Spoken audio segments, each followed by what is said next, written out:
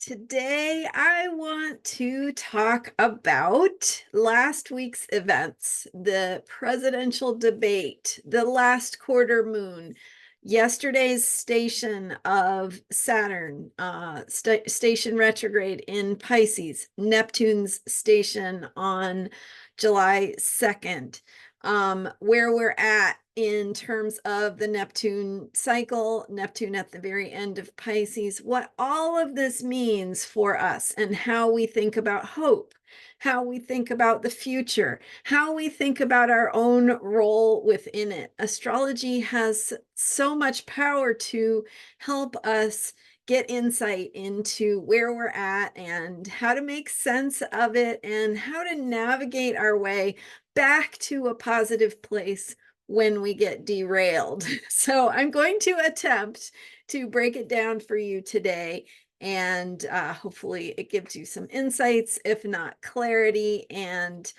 some understanding about who you are and what you need to do about it, or what your role is in this bigger picture.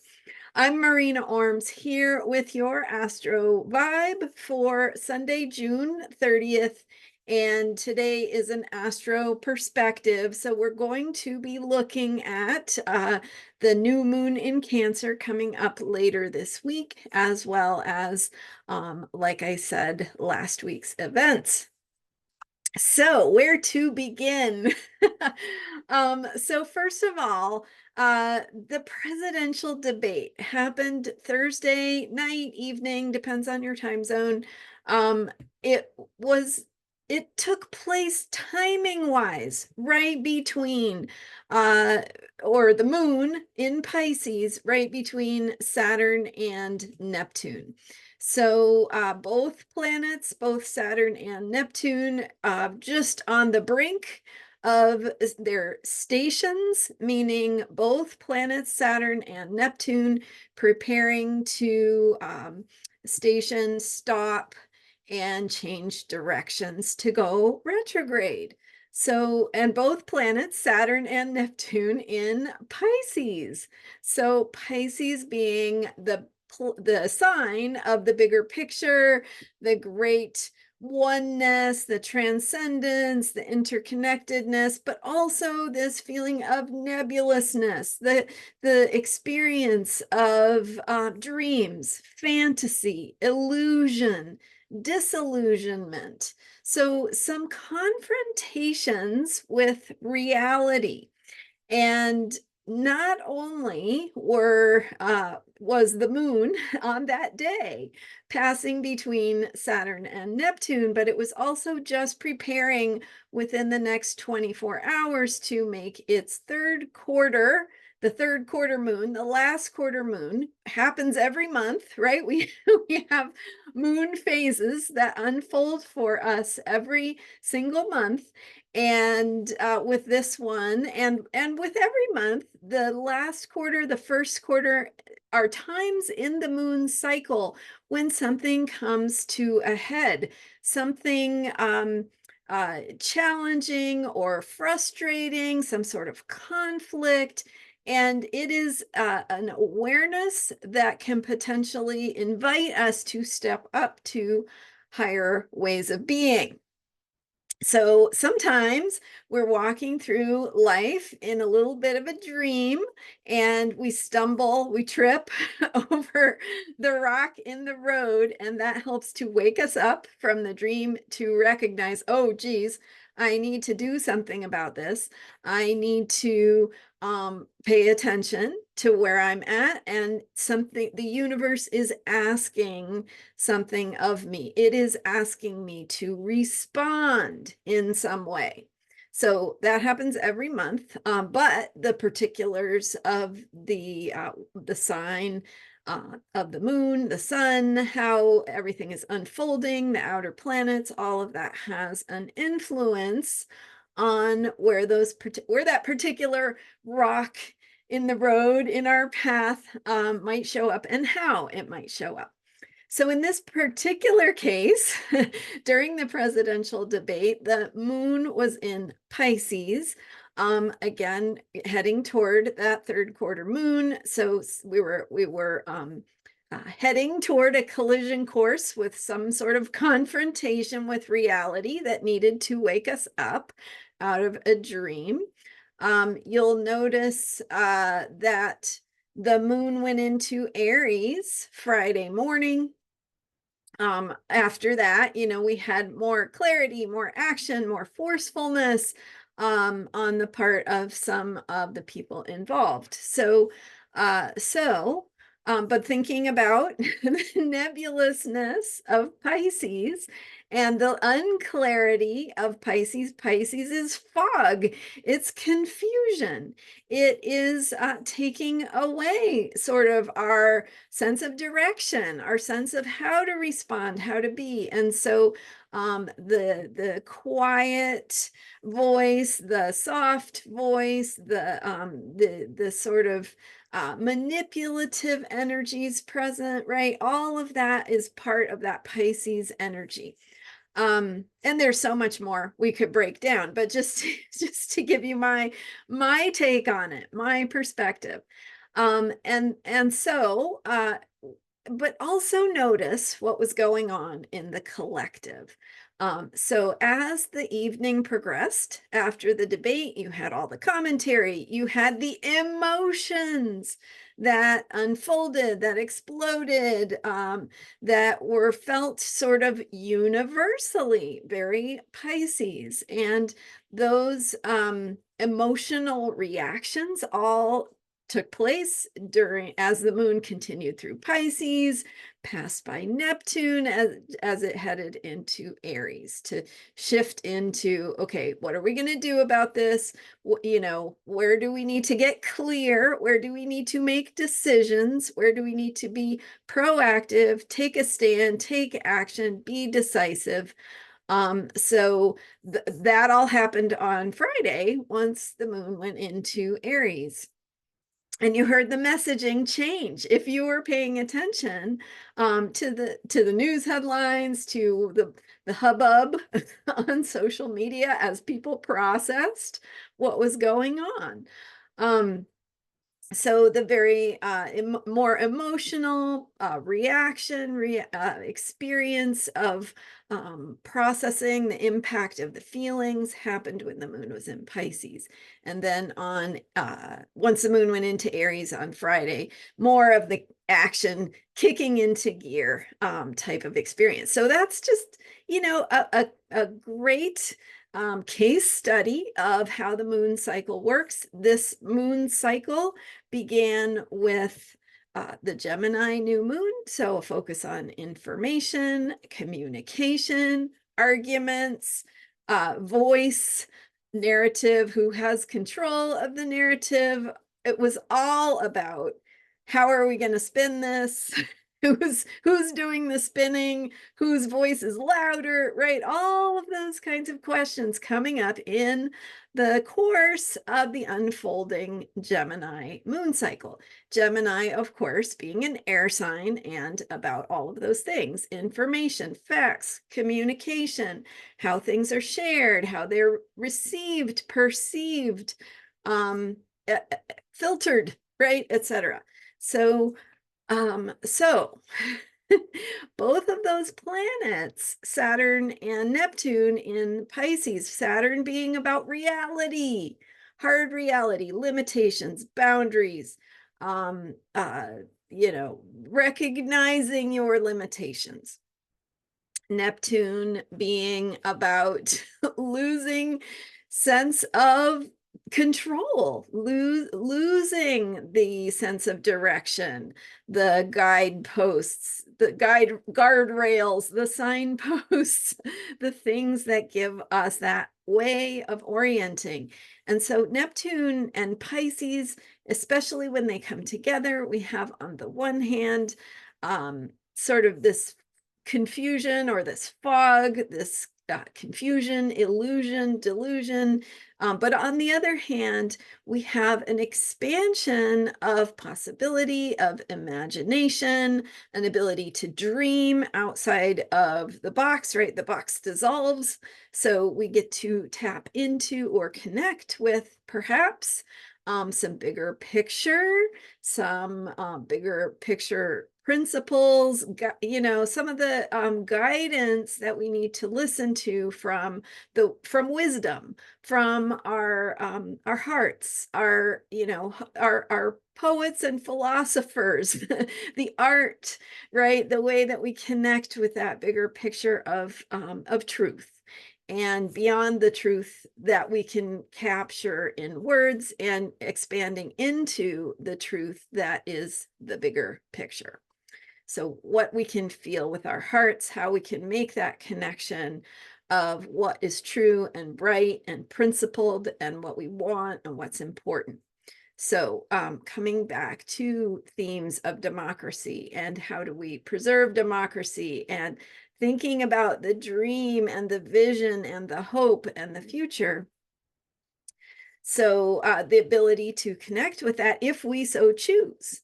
And so it's all about how we orient ourselves within these energies. The energies are not happening to us, they are giving us a medium in which to operate. So when we look at the energies of astrology, we are looking at infinite possibility within a field of experience. So if the field of experience is the Gemini moon cycle, having to do with communication and messaging and storytelling, it's about how we navigate within that, how we make choices within that, how we choose to connect. And with Neptune at the very end of Pisces, how we choose to connect with that bigger picture that could be guiding us if we are listening to it. So the bigger wisdom, the bigger spiritual principles, the ideals.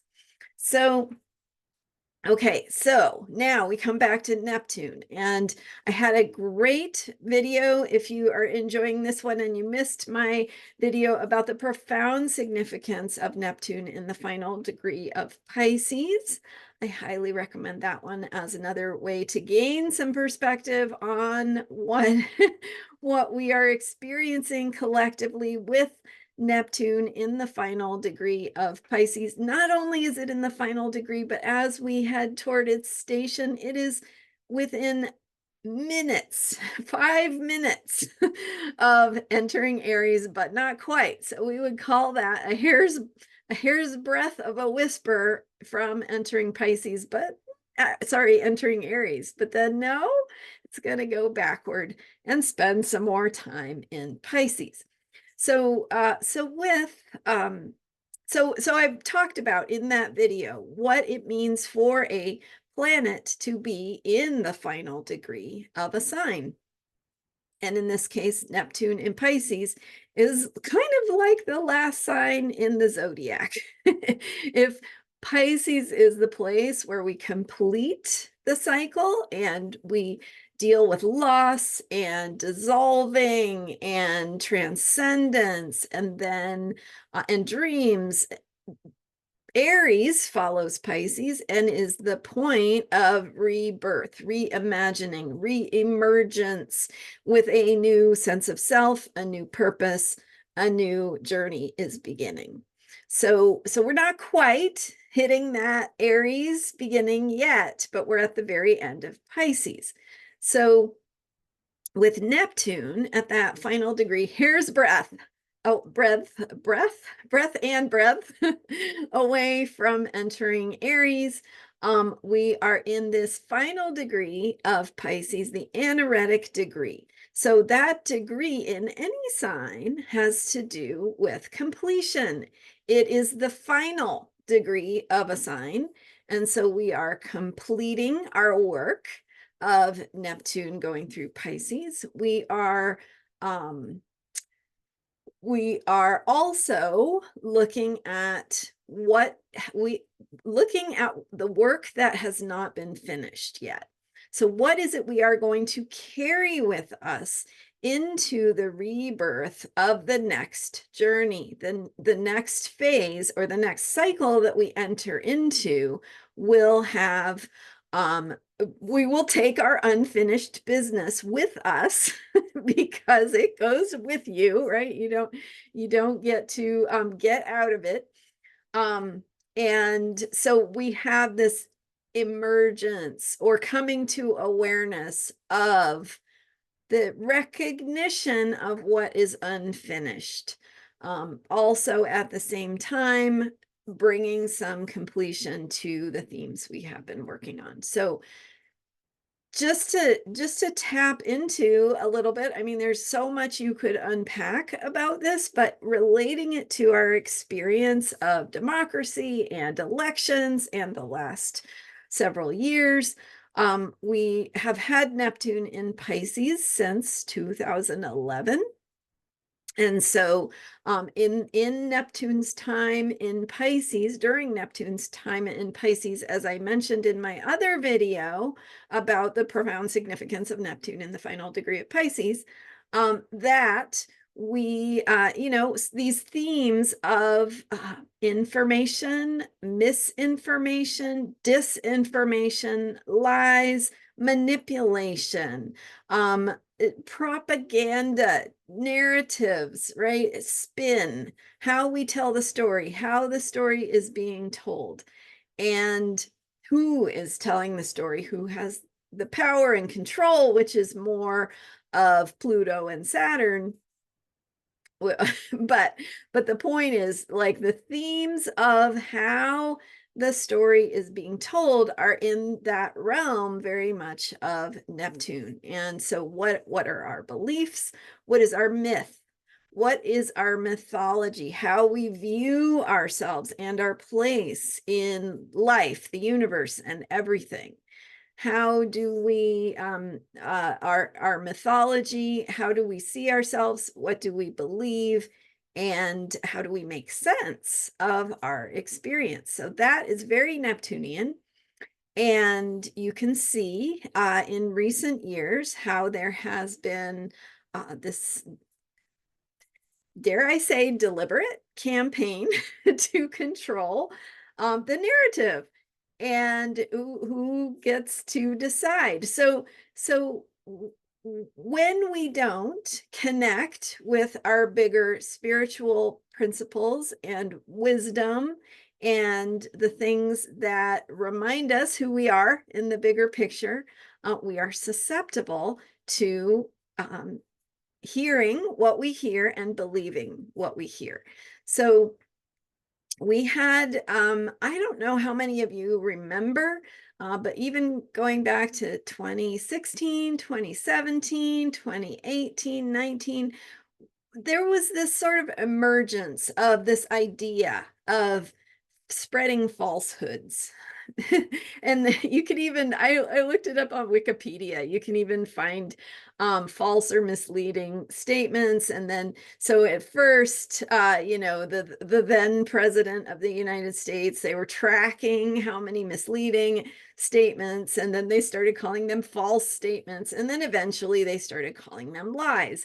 And they were counting. They were some of these fact checkers and watchdogs were counting how many misleading false statements or lies were being shared. So if it seems so normal now because it's the soup we swim in, but remember that only 7 years ago or so we had this experience of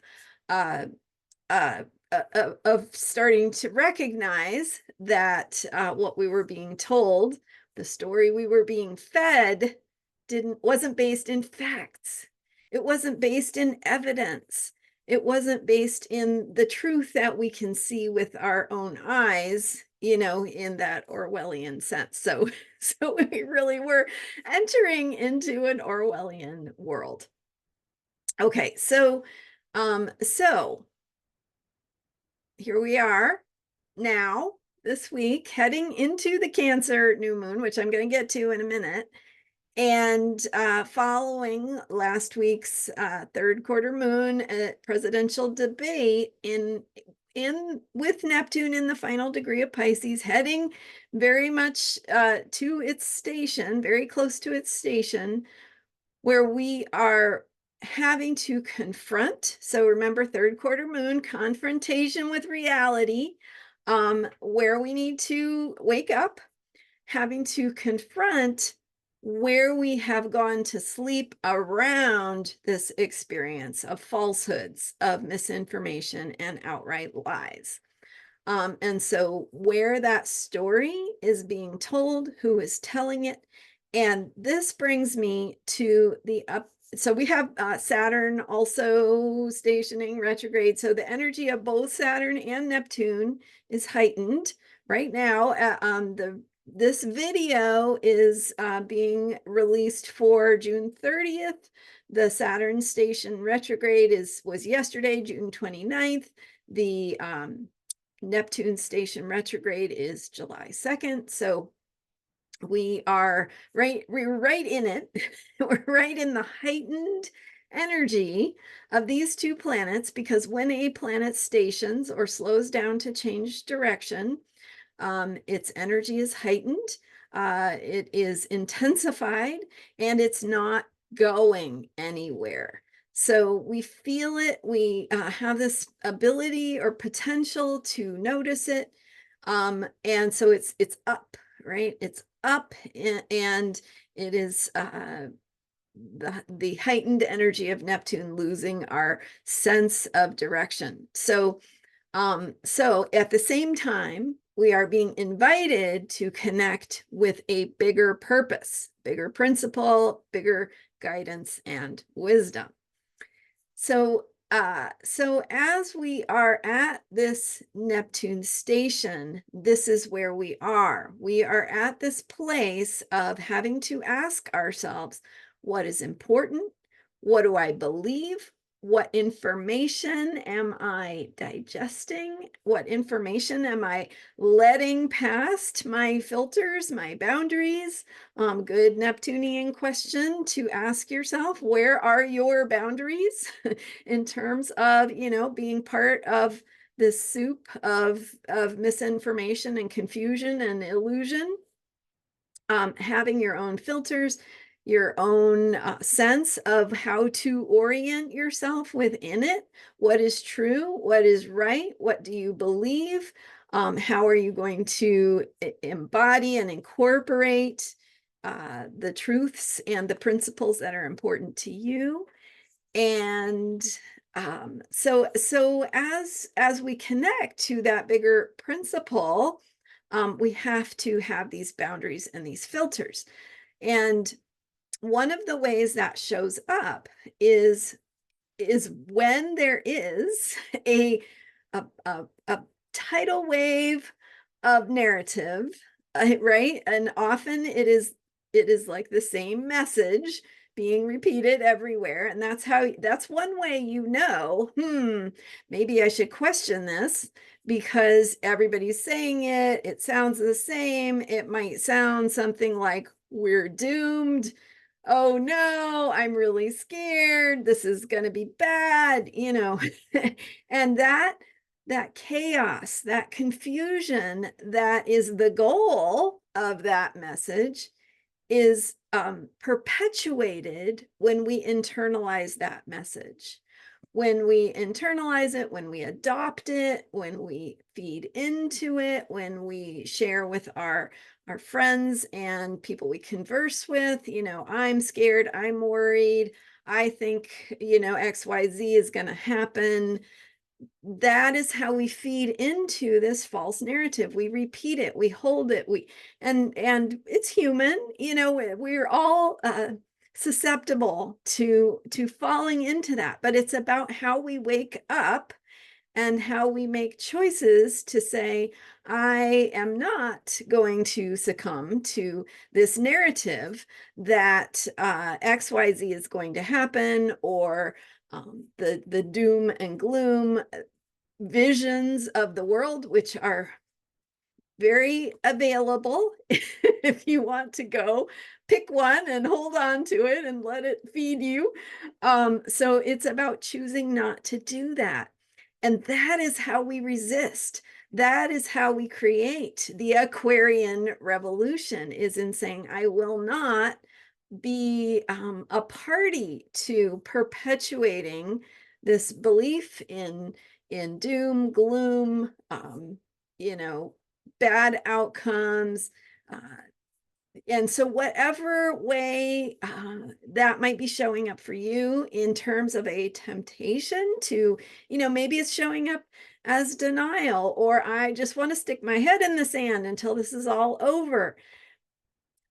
That's not how the problem is going to get solved. The problem is going to get solved by, starting with you refusing to do that. So starting with self-care so that you can bolster yourself and your ability to live according to your principles, what you believe in, what you truly want, right? From that bigger picture. Let's look at Pisces and Neptune from the perspective that they connect us with universal love, compassion, infinite possibility, right? When you're dreaming, you have that connection to everything. And yes, you can have a bad dream. Bad things are out there in the field of everything, but so are good things. And so when you set your intentions to say, I would like to align, I choose to align with the positive outcomes and call them in. And when you live your life that way, you can show up in a way that you are not perpetuating the doom and gloom version of reality. And instead, you are holding space for transformation, for healing, for humanity to discover who we are. Another factor in all of this, and I am going to talk about the Cancer new moon, getting to it, but another factor in all of this is patriarchy. And what is patriarchy? Patriarchy is the domination of male energy. I guess I haven't just coming up with that on the fly, but part of what that male energy has to do with, and again, I'm not talking about men or all men, or I'm talking about the archetype of this authoritarian father-like energy in our society, in ourselves. And so we have a relationship with authority, aka government, right? That's another version of authority or patriarchy. Systems, structures that take care of us the way a father figure, authority figure would take care of us, provide for us, provide protection. So the government does that. It fulfills that role in society. Government is just a great theme for Capricorn and Pluto, right? Moving out of Capricorn, taking its time to transition. Right now it's in Aquarius, but it's going to retrograde back into Capricorn. And so we are in this process of changing our relationship to authority, changing our relationship to father and father figures. And when you think about what happens when two old white men are having a presidential debate and we're looking to them for answers, right? That's on us. We are expecting like this outcome that's going to protect us, save us, make it all okay. We have to ask ourselves how we might be looking to or expecting something outside of ourselves to fix problems when Pluto in Aquarius is really telling us we have to remember who we are. We have to live authentically according to our own truth. We have to fight for what we believe in, what we want in that Aquarian way, that grassroots, working together in community, collectively, to bring about the changes we want to see by day-to-day actions, by the way that we live our lives, right? We're not going to stick our head in the sand and say, I just hope somebody fixes it for me. So it doesn't have to be hard. It can be okay. can do this. All it looks like is living according to your truth and being who you are and doing what you know how to do and doing it well and bravely and boldly and courageously. So that brings us to the Cancer new moon. Thank you for sticking with me through this. Apparently, I had a lot to say. So also we've got Jupiter in Gemini, right? Lots of opportunities to find the words to say the things that we need to say. So we're heading into the Cancer new moon on July 5th. And with that Cancer new moon, we have a new moon cycle. We have the opportunity to reset in terms of caring, self-care, how we attend to our needs, our foundations, our needs for healing and regeneration, because when we do that, when we pay attention to our needs, when we take care of ourselves at deeper levels, we enable ourselves to be the change we need to be, to show up in the Pluto in Aquarius manner, where we are not waiting for someone to fix things for us, but we are being who we need to be to embody change and the changes we want to see, and making those changes, living our lives from that place of the bigger picture of what is important to our hearts, how we embody love, how we show up with compassion, recognizing that we are interconnected. All human beings, all beings are ultimately one, right? So that's what Pisces reminds us of. We have the Aries energy, which is about me and mine and how I do things, but we have the Pisces energy that is about we are not separate. And so connecting to the bigger principle of what does it look like to live from that wisdom, to live our lives in the way that we are learning how to be more loving beings.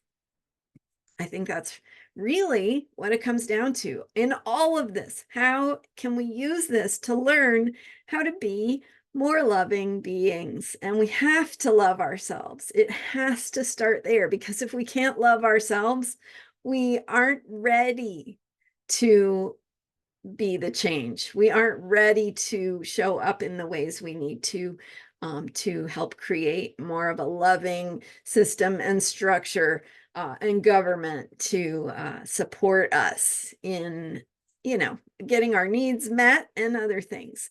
So, so with the Cancer new moon, we have this reset point that reminds us. It's not that it's not there all the time. It's just a reminder point saying, when we take care of ourselves, when we attend to our own needs, physical needs, emotional needs, spiritual needs, we fill ourselves up so that we are ready to do actions and ready for inspiration, ready for whatever opportunities float by our way. We could just jump on and say, yep, I'm ready to do that. Let's go do that. So you don't have to have it all figured out. It's in getting your needs met that you can be ready for the way things unfold, and you can be there at the right time and place when what you need to do shows up in front of you, and you will know, because it will feel natural. You will be in the flow of bringing that love through, being a more loving being.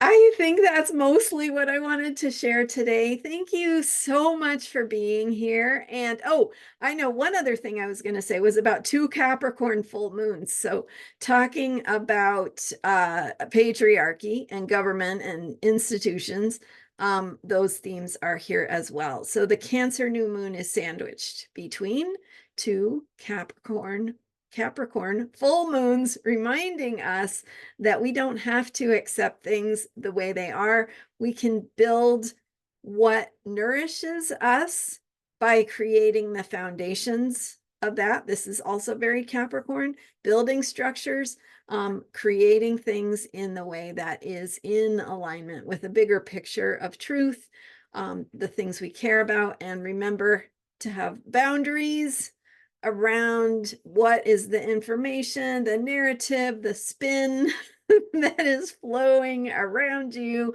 and choose to tell the story. So you are one of the storytellers. How you talk to your friends, your neighbors, your family, your coworkers, how you talk about these things is a way of either perpetuating the dangerous narrative or telling the truth of the higher principle and the thing that you want to be part of creating. Okay, that's it then. Thank you so much for being here. Be sure to hit the subscribe button if you enjoyed this video. I have lots more videos, and I am here every day with Astrology for Unshakable Self-Care. We dive in on a daily basis to where the moon sign is, and how you can make the most of that by living your life according to your own personal truth and the bigger picture of what is important to you, working with moon cycles and all of the planets. So don't forget to subscribe. And I'm Marina Orms. You can learn more about me at astrologyheals.com.